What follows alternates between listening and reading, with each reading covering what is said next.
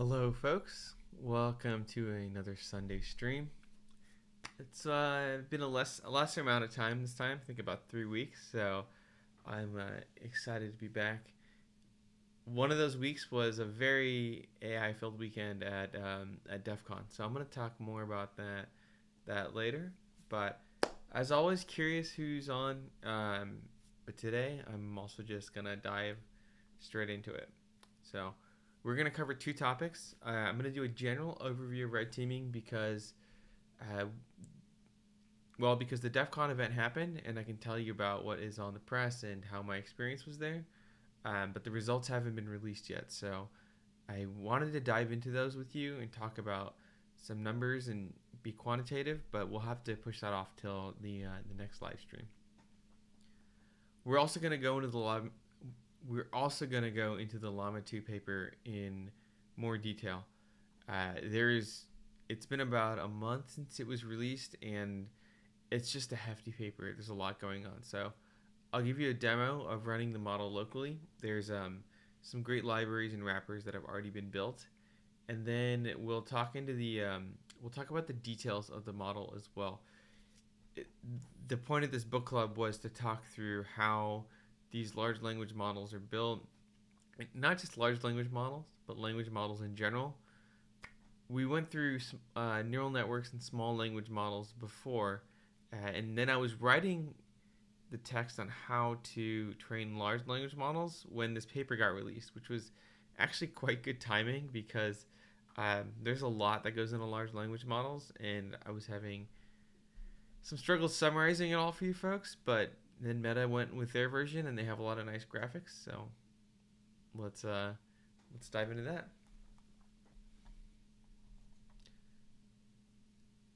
So let's pull up Llama 2 first. All right. So what I have on my computer is I have OpenLlama. LLAMA. It's a wrapper around the Llama models in particular. I'll show you that in my browser in a second, but it's quite cool. It's quite nice. Let me say, how should I? Oh, you can't see this. Okay. Make the window a little smaller. Okay.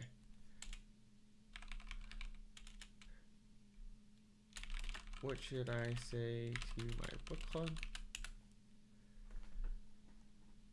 So just off the bat, there's a chatbot interface like any other chat. We'll talk more about the chat interface, and then what's called foundation, or the foundation models, or the base models. But you already get a sense that this is a little bit different than other model interfaces. We're getting from OpenLlama, we get all these parameters, the number of heads and embeddings, and the context window size, vocabulary. In this case, the model size, 7 billion, which is the smaller one. And then, as you'd expect from a lot of these chat interfaces, you also then start getting some text generation. So this is the same style of text generation that we'd covered in previous book clubs, where you are predicting the next token or estimating the next token, and that's happening here. So let me make this a little bit bigger for you folks.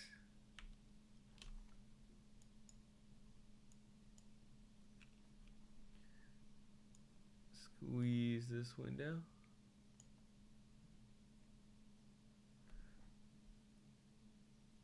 All right. And the stream looks a little fuzzy on from what I see live, so let me know if that's the case. It's the first time I've had so many windows. But this is quite large.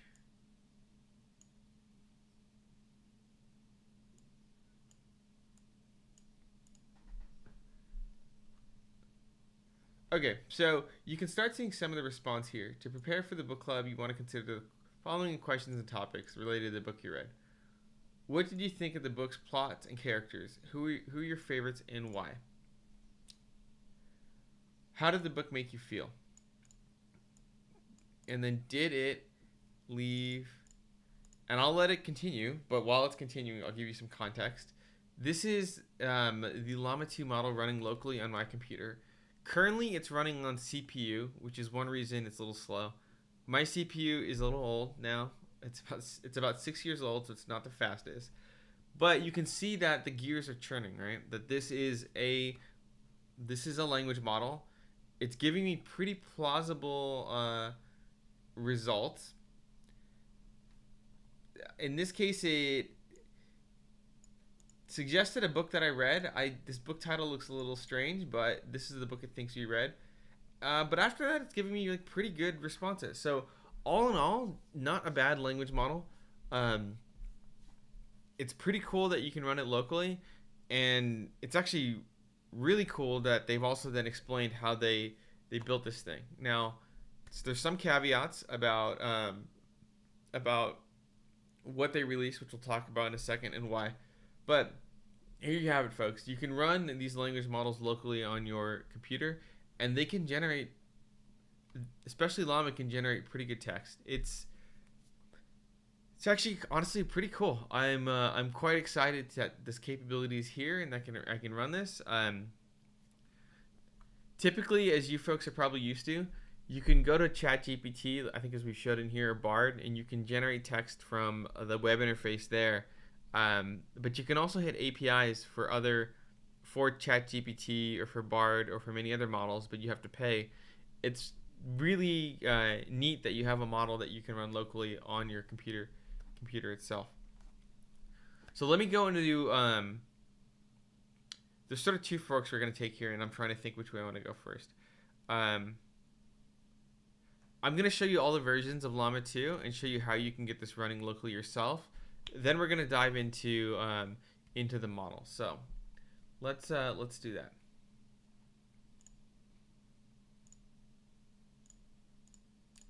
All right. So with Llama 2, we're going to skip right to the references. I put the references for everything, for most of the things that are interesting here in terms of running the model yourselves and the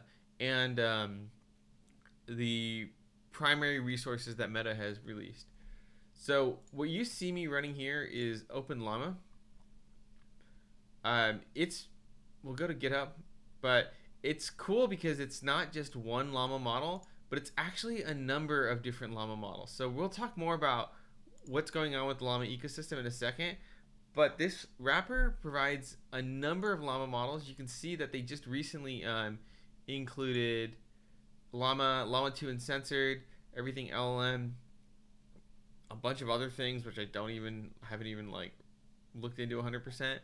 But this is the first thing that's cool about these Llama models, is it's not just one model, but because the weights are released, it's going to become an ecosystem of models. There's going to be different versions of the Llama foundation model, or even the chat models that have been trained for different purposes.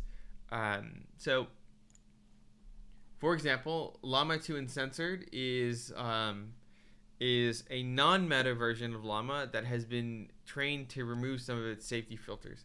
And there's some, I don't know if this had the example, but I'll see if I can find the example later. I'll share the link, but there's some good reasoning why folks may want to use the uncensored model versus the base trained model.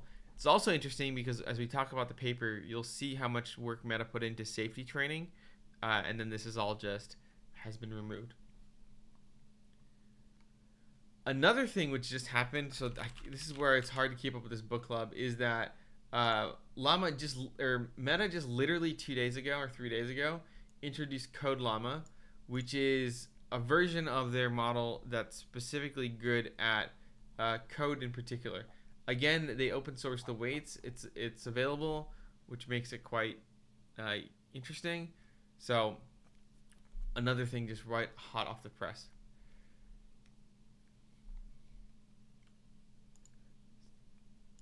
So other than just running the model, what we also care about for this book club is the model and paper itself. So now that you've seen the Llama model run, and I'll bring up the terminal again one more time.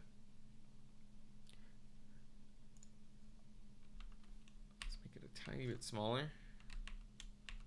Oh, I can't make it smaller now. Okay. Now that we've had a little bit more time for it to run, you can again see that this is actually pretty good text generation. It's got a bulleted point list, which is non-trivial to create. These are all semantically correct words. This is on topic. This actually is not a bad text generation, right? Like, what themes are... In this case, we talked about the plot and the characters. I'll talk about how it makes me feel in a second. What are the themes or messages from this book, which we're gonna dive into. And this, all of this is written for fiction. This is plausibly a pretty good sort of theme or outline for what we would want a book club to be.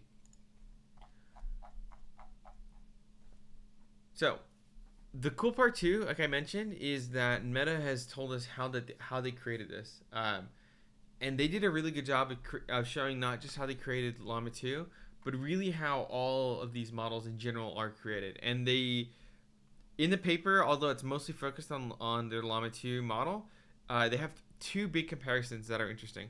One is they compare it to the Llama 1, so you get a really good sense of what it takes to go from an already pretty good model to an even better model when both models are the same.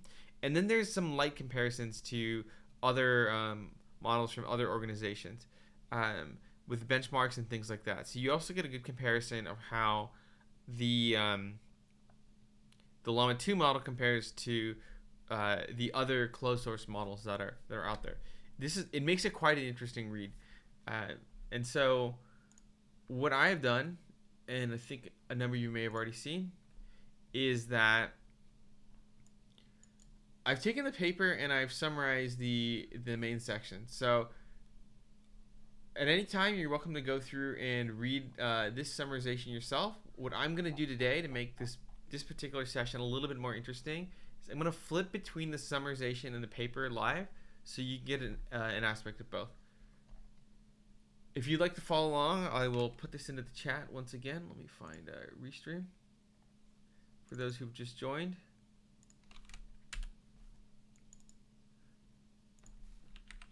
All right, there. So, as always with most papers, there's an introduction or an abstract. Let me pull up the paper. That's Code Llama. I don't want to dig through that. I'll just use the reference down here. All right. So with every paper, there's usually an abstract and an introduction. In here, the introduction is the first thing is them just telling us what they've released. So as we mentioned last time, they actually didn't just release one model. They've released 6 models in this particular paper. So they have a 7 billion parameter model, a 13 billion parameter model, and a 70 billion parameter model. And both what's called, I've seen referred to as the base or foundation model. And then they released the same for the chat model. And they actually even trained a 34 billion parameter model, but they haven't released it. So what I'm running on my computer right now is a 7 billion parameter model because it's a little faster to run. But typically, as the model parameter sizes get bigger, you get more and more, let's say, emergent capabilities or new capabilities like mathematics and different sorts of reasoning and things like that. So from even just an applied standpoint, it's interesting to be able to run different parameter size models because you typically can't do this with like, let's say, ChatGPT or Bard. You just get whatever model is under the hood. You actually don't even know the parameter size. The other thing in the introduction, which is amazing, is this particular picture here. This is the best single picture I've seen on the end-to-end training of these large language models. So there's pre-training data, self-supervised learning, Llama 2, which is the foundation or base model, and then there's a bunch of blocks on fine-tuning and training the model for the chat model. This is already a pretty good indicator that training the chat model is going to be pretty hard, and there's going to be a lot of stuff going on. So we'll talk about that all in a second.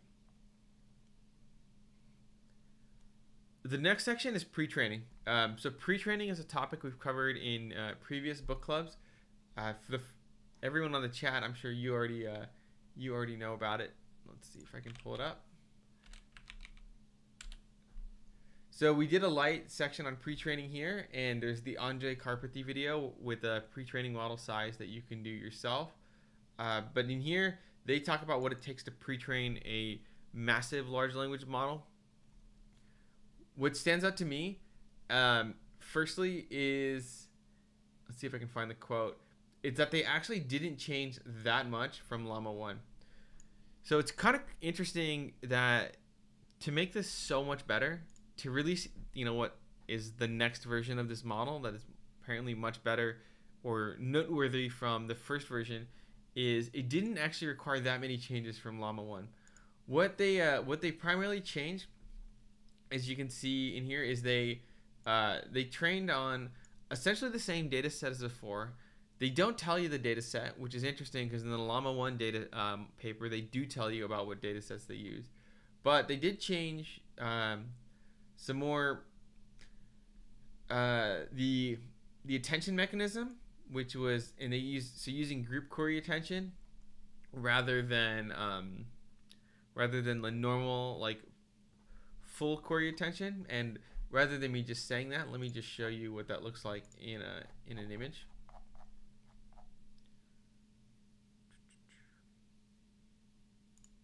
Figure 2. So let me pull up figure 2. I should have put this in there.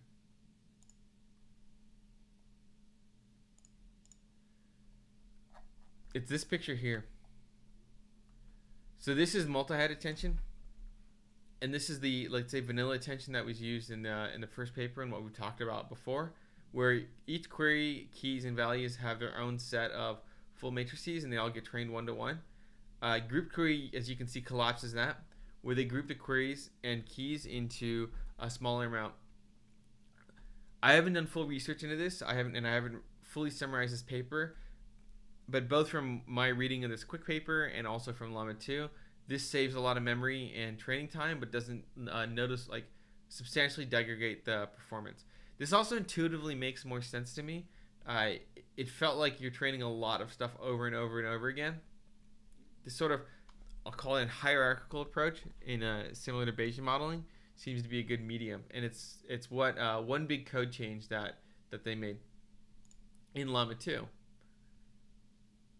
The other one was increasing the context length, and then a couple more things on pre-normalization and stuff. But even just from reading this section, this isn't a very long section of the paper. It's only about 3 or 4 pages, and they don't explain any mathematics in here. So again, just very fascinating that pre-training doesn't take up that much space, both in notable changes, but also in the paper itself. We talked about tokenizers. They use the same tokenizer. Again, not things that have been changed between Llama 1 and Llama 2. This plot is quite interesting because they explain, one, you can see a clear divergence between the 7 billion parameter model achieves the worst performance after 2,000 billion tokens processed.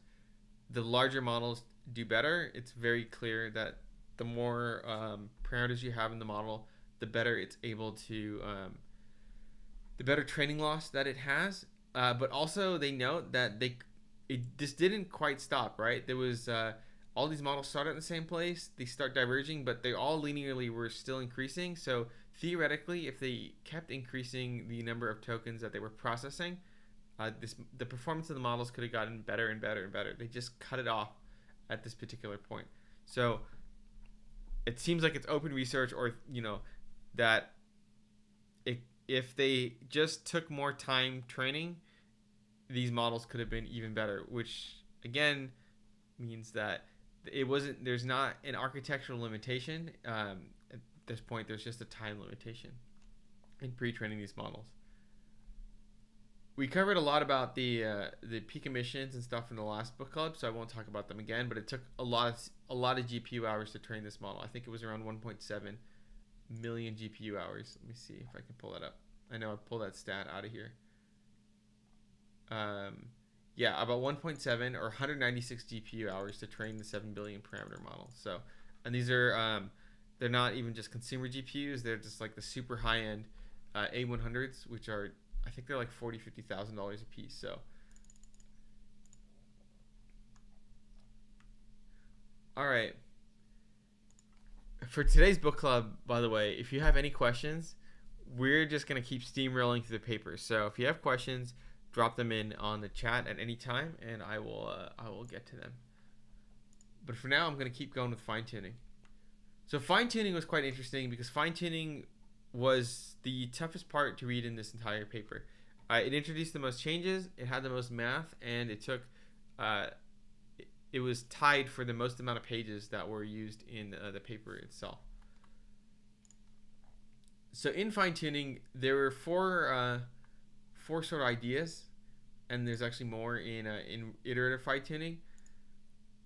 So the first is supervised fine tuning. There isn't much to talk about here. Supervised fine tuning just is a method where you provide a prompt and a response, and then you have the model learn from those prompt response pairs. It's the most straightforward fine tuning method, but it's not scalable for a lot of reasons. And what most companies are now using are the two other things we're going to talk about, which is reward modeling and then reinforcement learning with human feedback. So skipping your reward modeling, this is the first part where the openness of the paper, well, it's actually the second part, but the biggest one for me, where the openness of the paper isn't quite as open as you would like it to be. So reward modeling is this concept where you don't just train your like the model that you want at the end, but you also train other models that serve as reward functions for the model that you want to train. So when training these models, I don't know if a lot of folks realize it, but you end up with the final model that you want. Let's say the model that's being used to interface with customers, or that's used for the final text generation and an API, things like that. But quite typically now, there are other AI models that are trained, language models that are trained just to provide a numeric score on whether something is good or not. I'll show you an example here in a second. But you can think of these as like, I hate to use the word meta because it's going to get conflated with meta, but these are ancillary or auxiliary models. And in this case, what the meta folks did is they took a LLAMA 2 foundation model and they used these to create two more models, a safety reward model and a helpful reward model.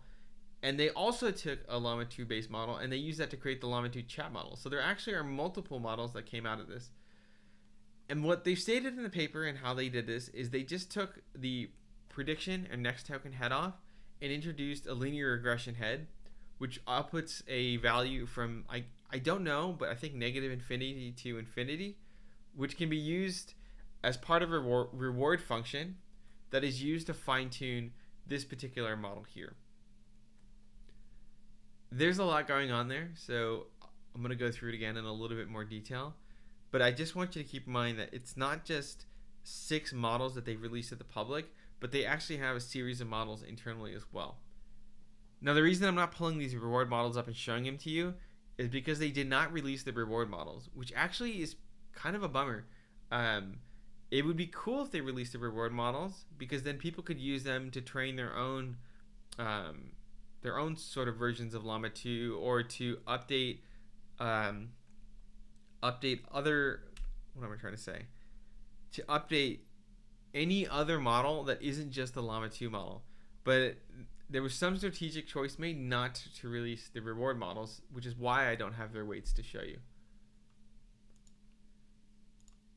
Now, when reading the fine-tuning section, they give you some examples. Here's an example of supervised fine-tuning.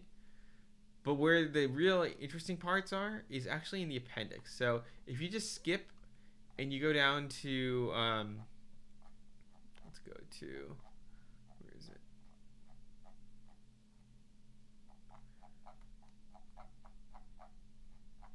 A lot of benchmarks.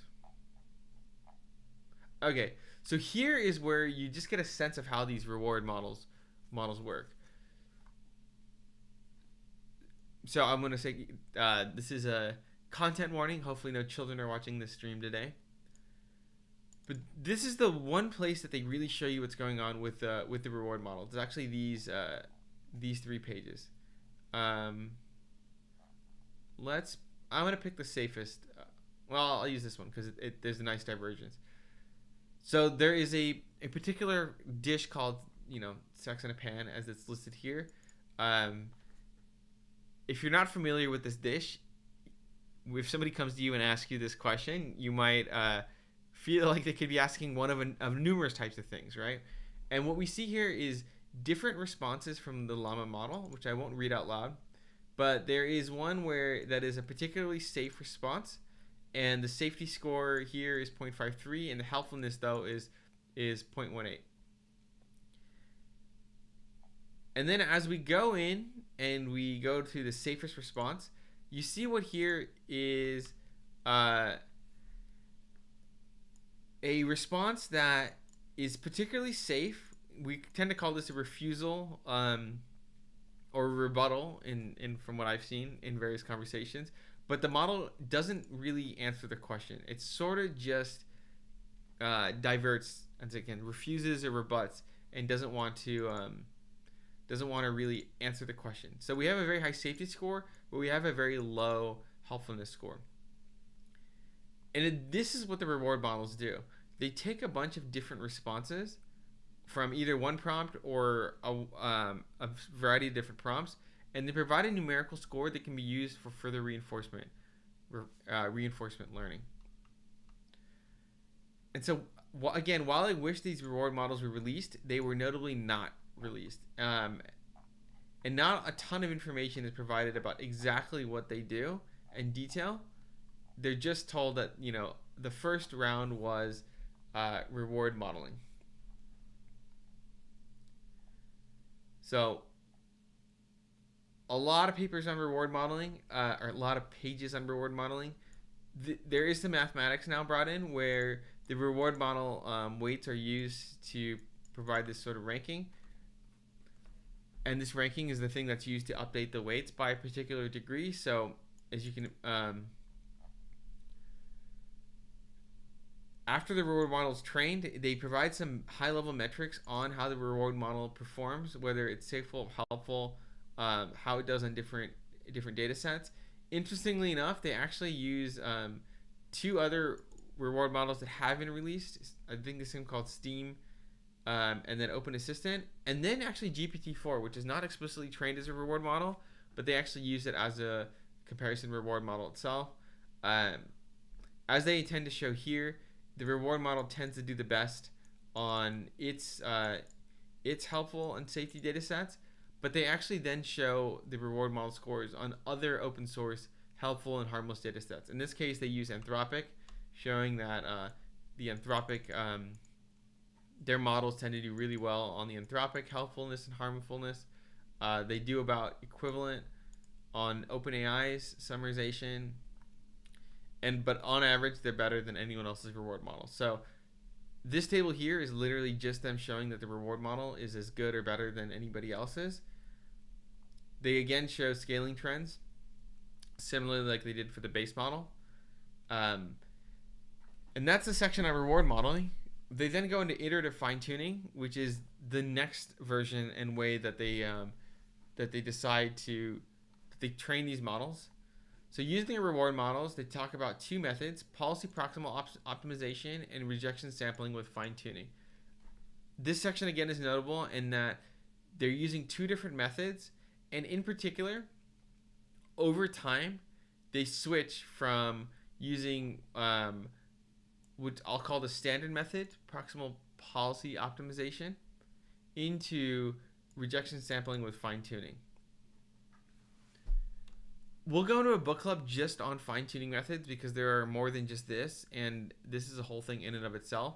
But the short of it is that, as they explain, rejection sampling, you get a bunch of different responses from the model itself, not just one, and then you can pick the best one or the worst one, and then use that to make a decision. So it provides you a greater breadth of answers rather than just a depth in one particular answer. Definitely the meatiest part of this paper. So again, we'll talk about fine-tuning itself, between supervised fine-tuning, reinforcement learning with human feedback, the trade-offs and what people are worried about with that, and then specific reinforcement learning with human feedback methods in our own book club. The reason this is called human feedback, by the way, is that these models and the reward models, they're trained using humans now. So a big change from pre-training to fine-tuning in particular is that that's where a lot of humans get introduced in the fine-tuning section.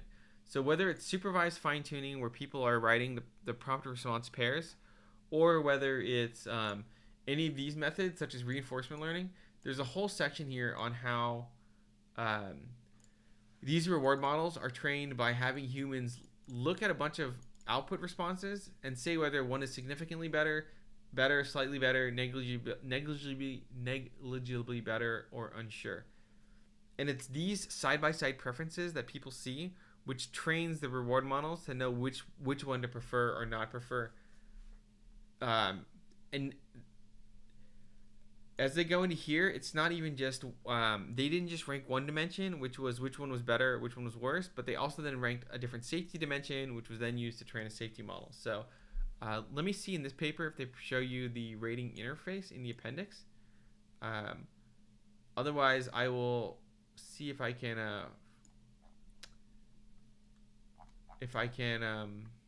find an example online for you. I've seen a couple. One reason I like doing these book clubs is as I'm talking out loud, I realize there'd be nice things. Okay. There's not one in here that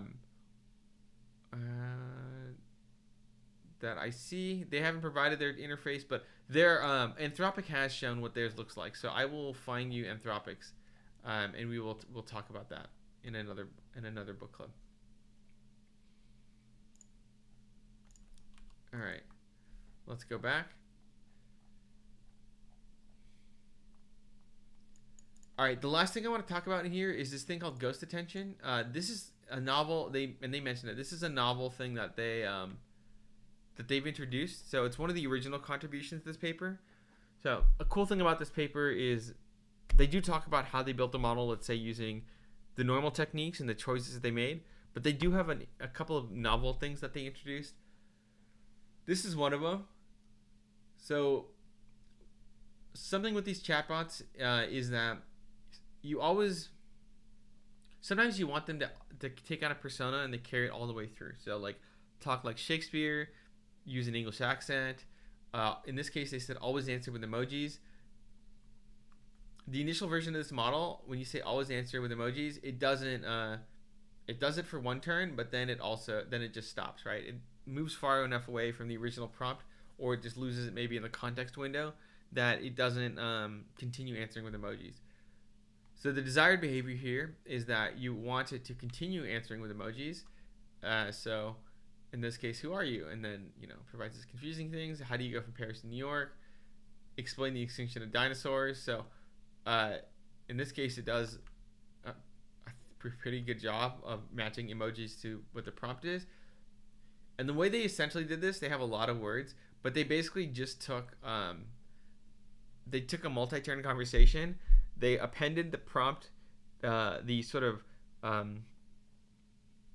like instruction prompt at the beginning of every turn, and then they just retrained everything. They just retrained on that over and over again. So in a multi-turn dialogue set, they would just put the prompt in the front, and then they would retrain the model, and they would do some clever math to remove let's see right here, where they would remove the loss for the retrain prompt, which is this section right here. We'll go in this in the fine-tuning section, but if you mess up the reward function too much, you can throw these models off, and not just large language models, but just any sort of reinforcement learning. It's a very common thing, which is called reward hacking, and so you have to be pretty careful on how you do these to avoid these things, these models just diverging into getting a great reward, but not exactly doing what you want them to do. So they provide some instruction here on how they did that. They then show this figure, which is one of the least helpful figures in the entire paper, in my opinion. So they show a thing like act like Oscar Wilde, or and when they want it to act like Oscar Wilde, it's supposed to act a certain way, I suppose. They show some density plots here of the embeddings or probabilities, but I just I don't really get it. Oh, not a super clear figure to me, so I didn't put that in there. But I get the point. They're trying to show that before and after GAT, there's supposed to be some change in the embedding weights that makes it act like Oscar Wilde more than it did before. There then is the more on results. So this paper has a lot of benchmarking, and they show that as they improve the model from supervised fine-tuning Rev 2, and then as they go through reinforcement learning in various stages, that the helpfulness tends to increase. And whether that be their reward model or they use as a control is GPT-4, which is a model that they clearly don't control, but helps show that they're not just ranking themselves as great and awarding themselves their own medal, but that even by external measures that they don't control, that GPT-4 tends to be that neutral judge.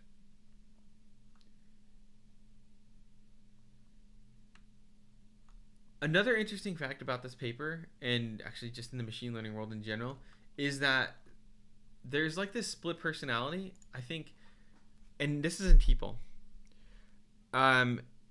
Everybody wants to show that their models beat benchmarks and beat other models and things like that. So you see a lot of benchmarking data that shows different scores and different model comparisons. There's tons of them in this paper.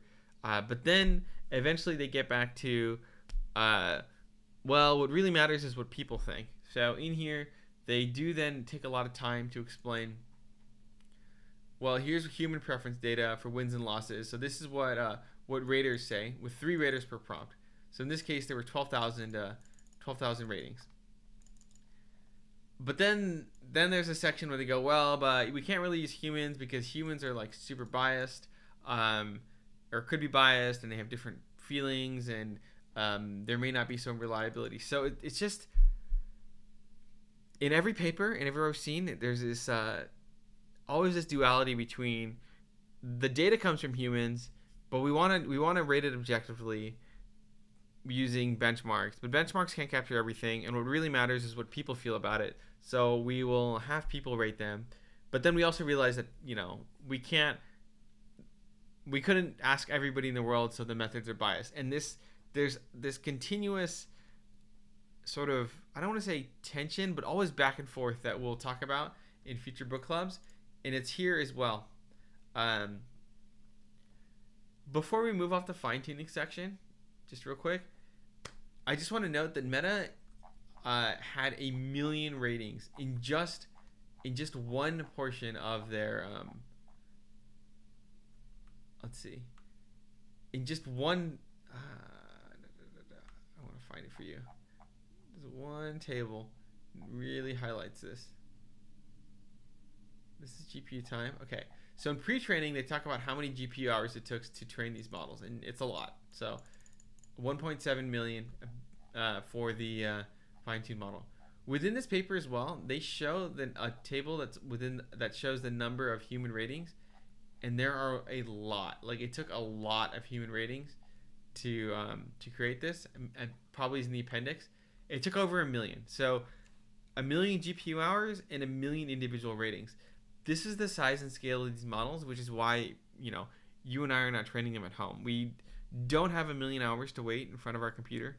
We'll literally be dead before one model of these trains, and we probably don't want to go through 1 million prompts, even at 1 second a prompt. In one day, there's 3,600 seconds. No, 1 hour, there's 3,600 seconds. So it would take probably over a year if you just sat through and individually compared prompts. It just takes an inordinate amount of time to train these models. Because you have to remember, too, you have to get through pre-training first, which took 196 years. And then you still have another couple years to just sit and train and rate models. enormous scale. It's good that, so it is, sometimes it's nice that Meta has done all this work for us and then releases it.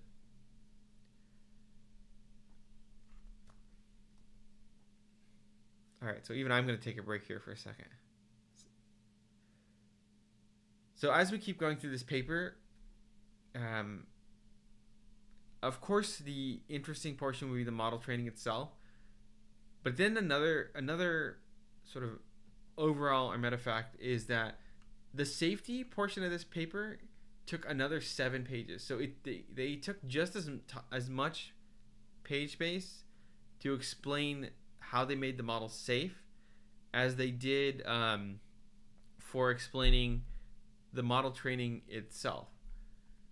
So I'm not going to go through the safety stuff in detail, but I actually encourage you to read the safety section on your own, because one is it's quite unlike the fine-tuning section, which requires maybe a lot of mathematics and understanding of how these models are trained.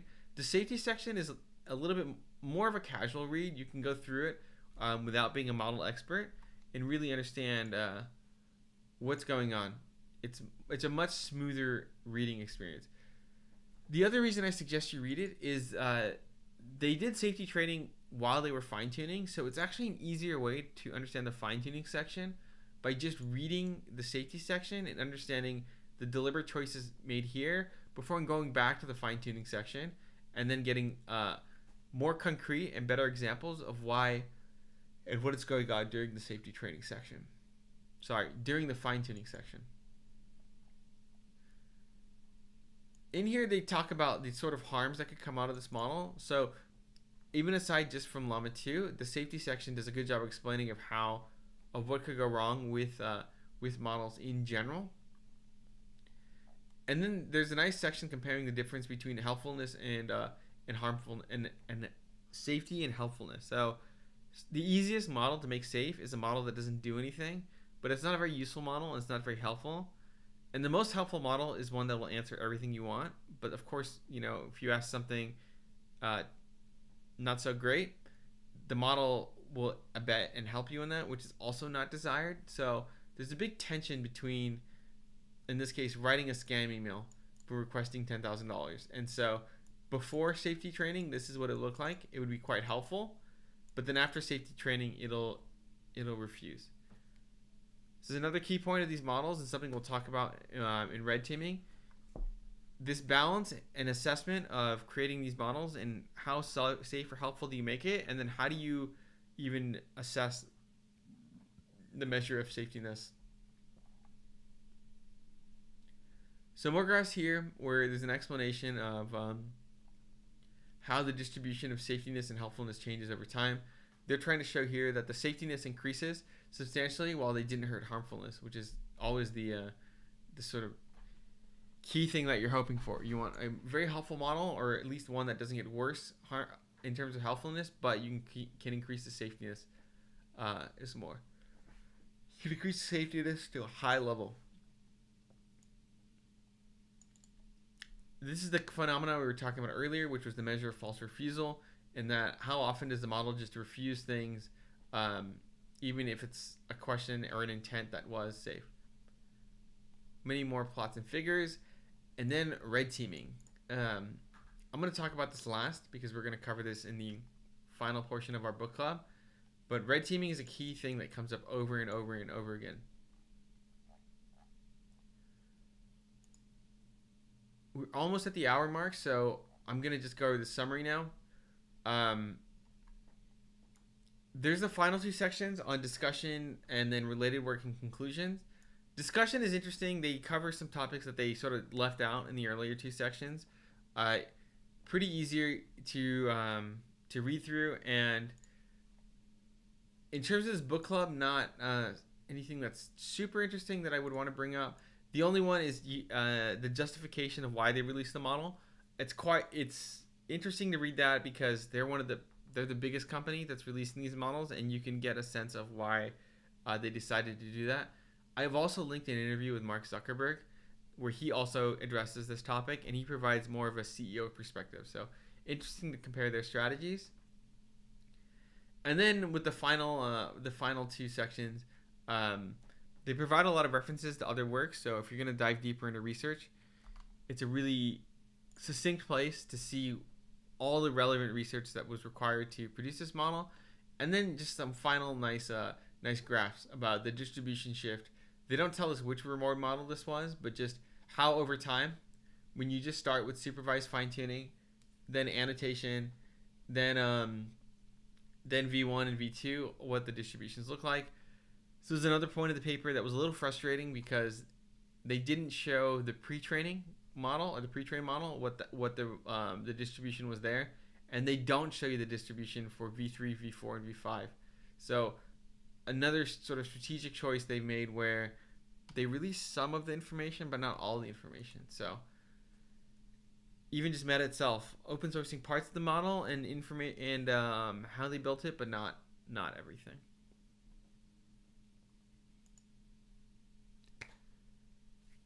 So that's our Llama 2 deep dive. This paper I'm going to refer to in future iterations of Book Club quite often. This paper is the single best resource I've seen so far for how these models are trained and all the details, and also including the weights themselves, so you can go try this out yourself.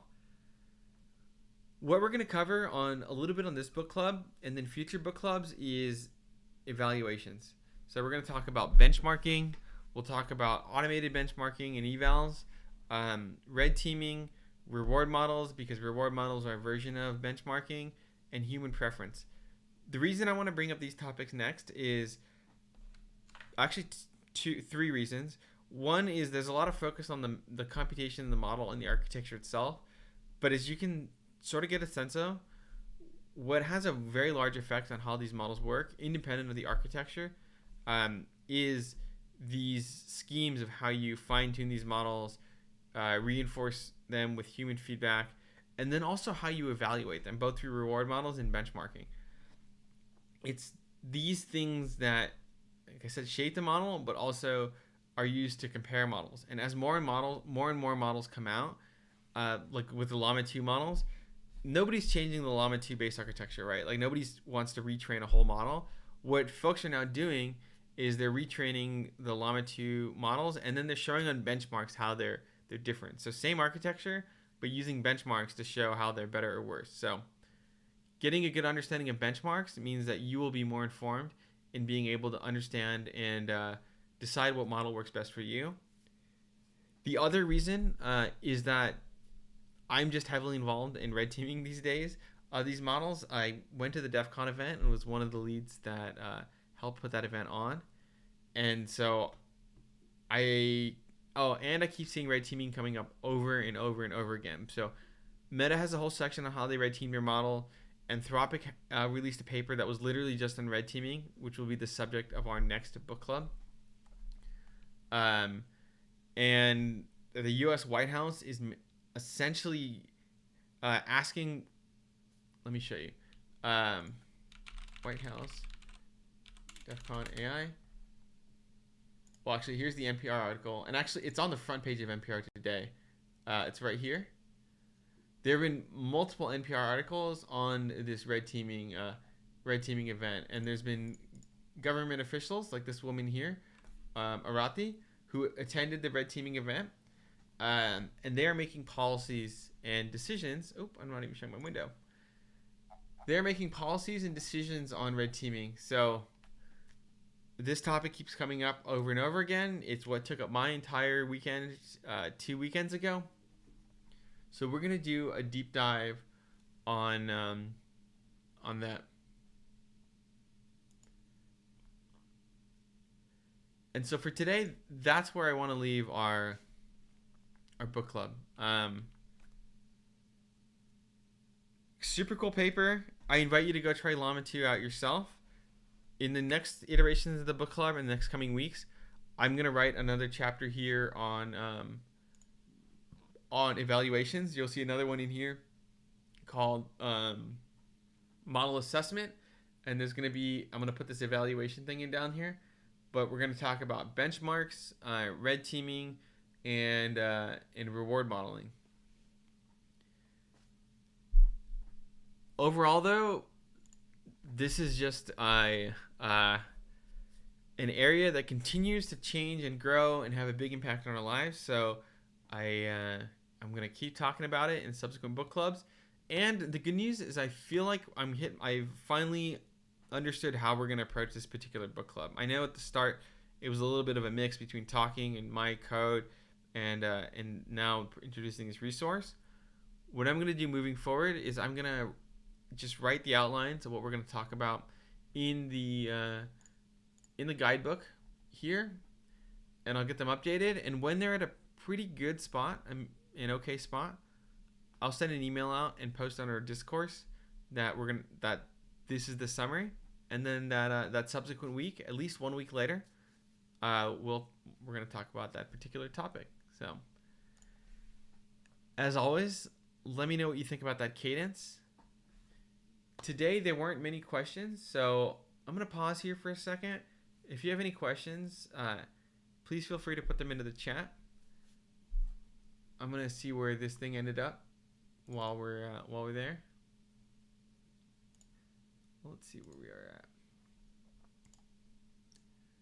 So while I wait for questions, LLAMA created, or the Llama 2 7 billion parameter model created a pretty nice bullet point of 10 points. I would say this is as a single assessment, I would say this is a very helpful response, and it's a very safe response. Nothing that would make me feel unhappy, but a great outline of what I can talk about in a book club. This is something where if I was going to create another book club, you could just copy and paste, and I would not have to write this out myself. Downsides, though, on my particular computer, it took 11 minutes to generate this, and this is something that with the production models online, I think would have come out in about 10 seconds or so. So a little slow, but we also get some nice diagnostics here, right?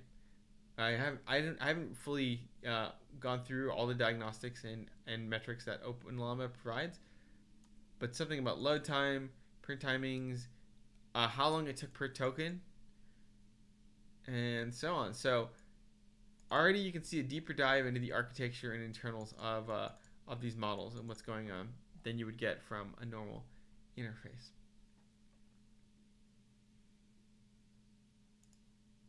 All right. With that, I don't see any other questions. I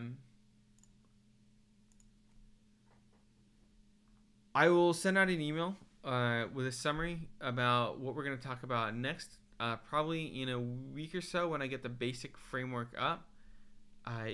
As always, let me know if there's anything in particular you would like me to cover, but always appreciate you being here. Feel like we're hitting our stride now with the GenAI Book Club, and you will see us. We will be meeting in latest probably another 3 weeks. So looking at the calendar, I would say mid-September. September, either the 10th, 17th, or 24th. One of those. Probably the 17th is what I'm thinking. With that, I've got nothing else for today. You can always reach me on the Discourse or email. And I hope you all have a fantastic Sunday.